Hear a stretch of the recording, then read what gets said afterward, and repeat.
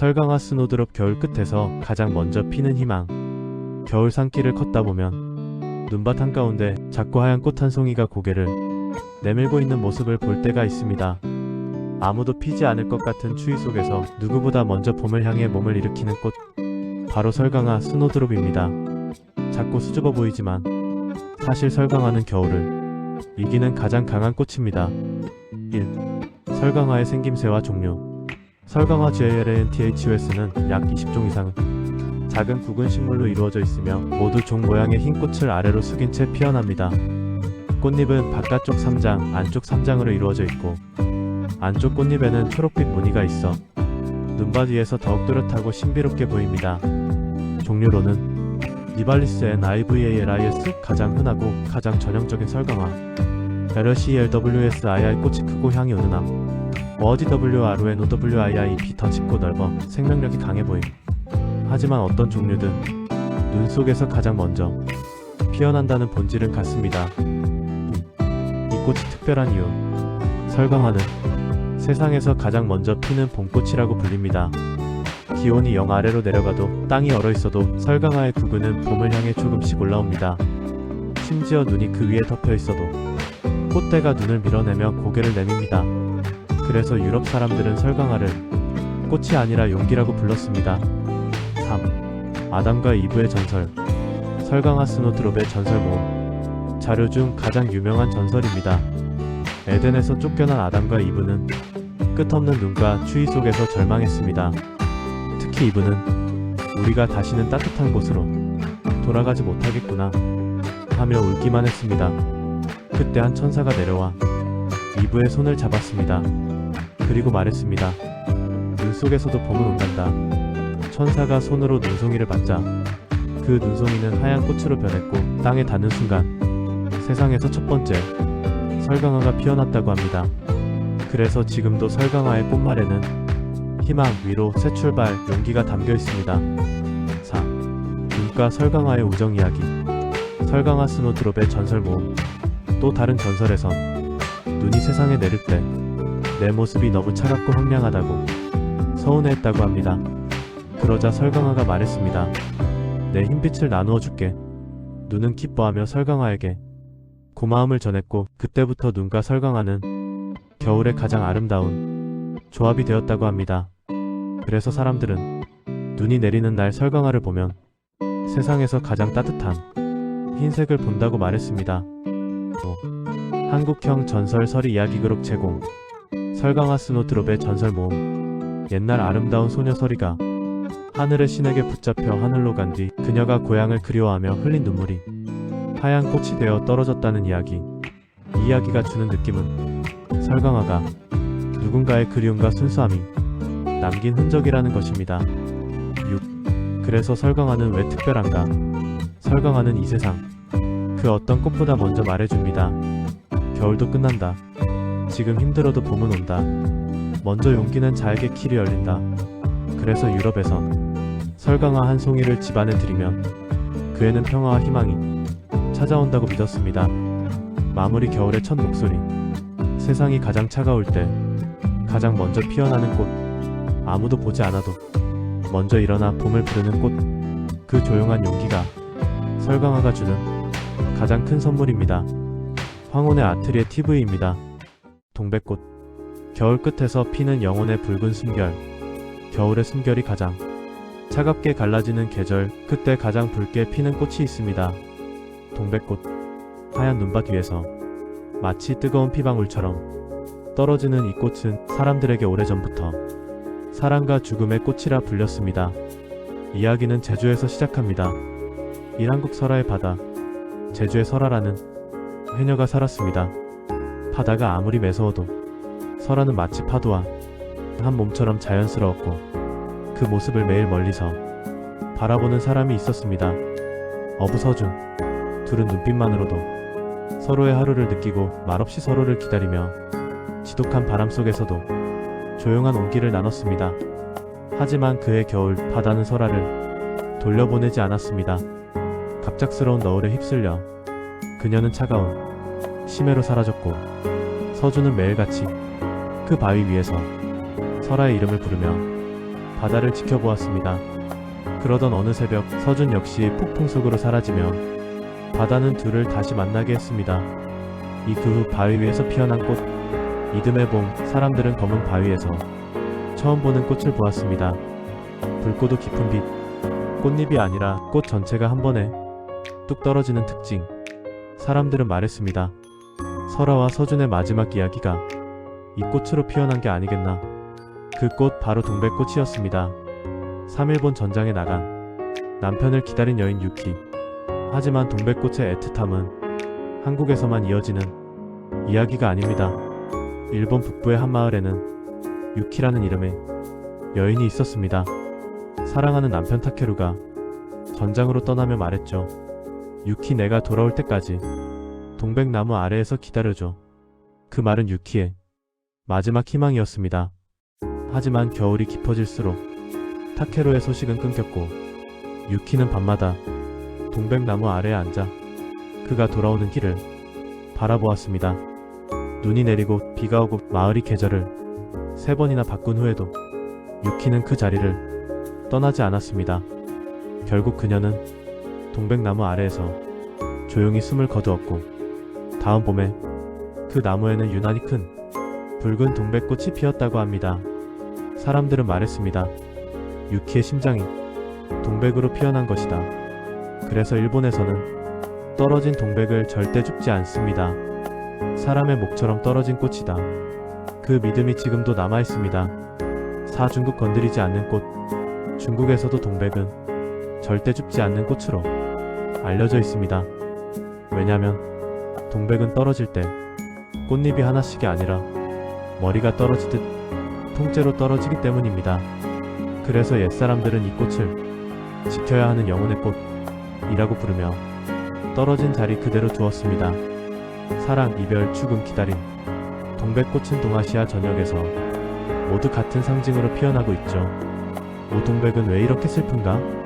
동백꽃은 겨울 바람에도 흔들리지 않는 강한 꽃이지만 떨어질 때만큼은 너무도 조용합니다. 툭!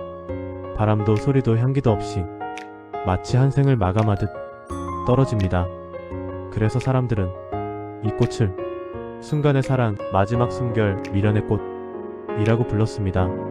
하지만 떨어질 때 참 잔인한 꽃도 피어있을 때만큼은 세상 어떤 꽃보다 뜨겁고 진합니다. 육붉은 동백 vs 흰 동백. 우리는 보통 붉은 동백만 떠올리지만 동백은 색상에 따라 전설과 상징이 달라지는 꽃입니다. 붉은 동백 피해 사랑, 죽음, 이별, 열정. 흰 동백 영혼, 기다림, 희생, 눈처럼 사라지는 사랑. 연분홍 동백 수줍은 사랑. 줄무늬 동백 혼혈 비극적 사랑의 상징. 황동백 매우 드문 품종으로 기적과 부활을 의미. 특히 흰 동백은 설아가 입김으로 남긴 영혼처럼 고요하고도 깊은 빛을 품고 있습니다. 그래서 흰 동백이 떨어진 겨울숲을 보면 마치 눈 위에 하얀 영혼들이 누워있는 것 같다는 말도 있죠. 실과학으로 본 동백꽃. 동백꽃이 겨울에 피는 이유는 두꺼운 잎과 수분 저장 능력 덕분입니다. 또한 꽃을 보호하는 겨울용 구조를 가지고 있어 한파에도 꽃이 얼어붙지 않습니다. 하지만 떨어질 때는 꽃자루가 매우 약해 꽃 전체가 통째로 떨어지는 구조를 가지고 있죠. 이것이 동백꽃의 모든 전설을 비극과 아름다움 사이로 이끌었습니다. 설아의 마지막 장면. 다시 제주로 돌아와 봅니다. 바람이 잦아든 어느 날 마을 사람들은 검은 바위 위에서 서준이 매일 바라보던 그 바다를 보았습니다. 그곳에는 서준과 설아가 사라진 그 자리마다 붉은 동백이 가득히 피어 있었습니다. 그리고 사람들이 말을 아끼며 돌아서려는 순간 한 아이가 조용히 속삭였습니다. 누나가 웃고 있는 것 같아요.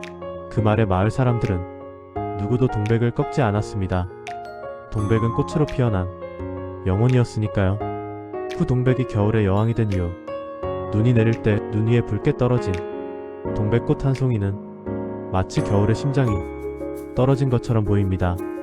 사람들은 그 장면을 보고 한참을 말없이 서 있다가 이렇게 말합니다. 겨울의 여왕은 눈이 아니고 동백이구나. 겨울의 가장 깊은 상처 속에서도 붉게 타오르는 꽃, 차가운 계절에도 뜨겁게 피는 꽃. 동백은 그렇게 우리를 3번 붙잡는 꽃입니다. 피었을 때 한 번, 떨어질 때 한 번, 기억 속에서 다시 한 번. 신마지막 메시지. 동백은 말합니다.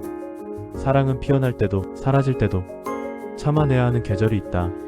그리고 또 이렇게도 말하는 것 같습니다. 겨울이 깊을수록 마음은 더 붉어진다. 우리의 겨울 끝에서 가장 뜨겁게 피는 꽃 동백. 그것은 아마도 누군가를 기다린 영혼의 마지막 기도일지 모릅니다. 폭스초의 전설 이야기.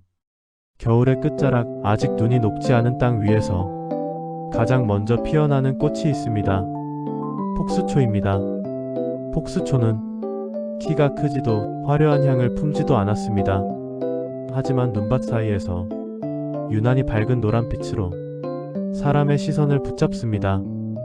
이 노란색은 햇빛을 닮았습니다. 그래서 눈 속에서도 더 따뜻하게 보입니다. 폭스초의 가장 큰 특징은 꽃이 먼저 피고 잎은 그 뒤에 나온다는 점입니다. 마치 이렇게 말하는 듯합니다. 지금은 피어야 할 때다. 그래서 폭스초는 겨울을 이긴 꽃이라기보다 겨울을 끝까지 버텨낸 꽃입니다. 우리나라에서는 이 꽃을 오래전부터 설중아, 눈 속에서 피는 꽃이라 불러왔습니다. 그리고 이 꽃에는 이런 이야기가 전해옵니다.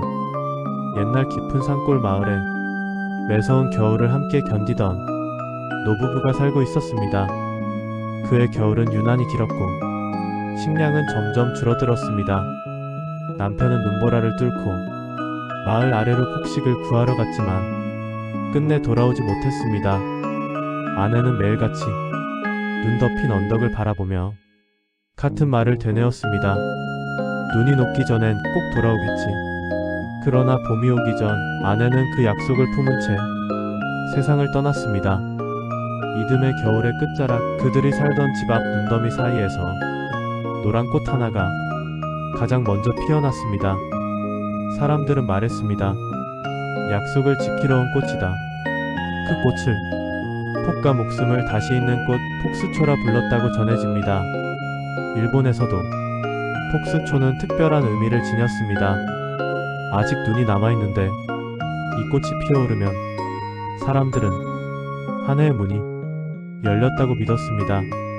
어떤 지방에는 이런 말이 전해옵니다. 폭스초는 해보다 먼저 피지 않는다. 다만 해가 올 자리를 미리 알려줄 뿐이다.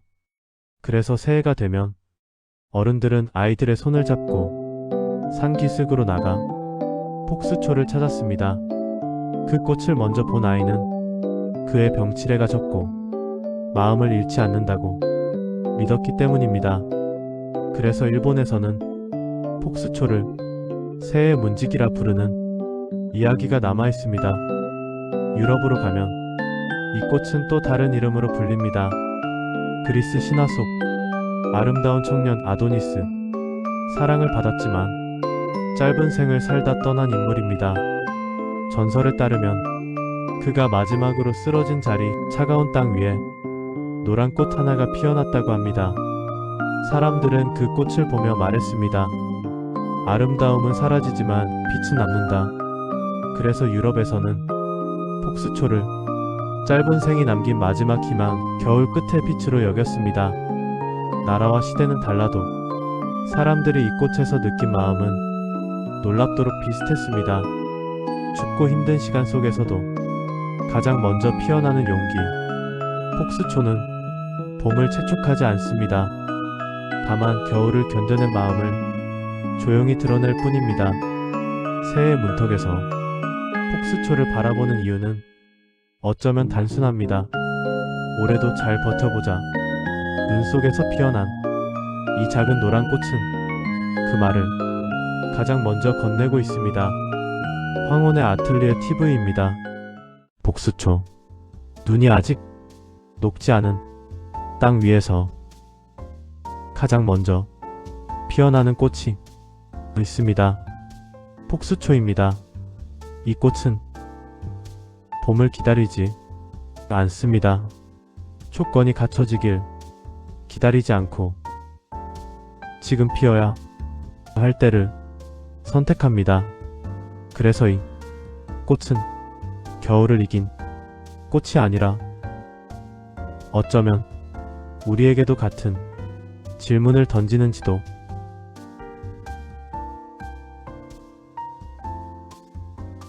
모릅니다. 지금 당신은 무엇을 선택하고 있습니까?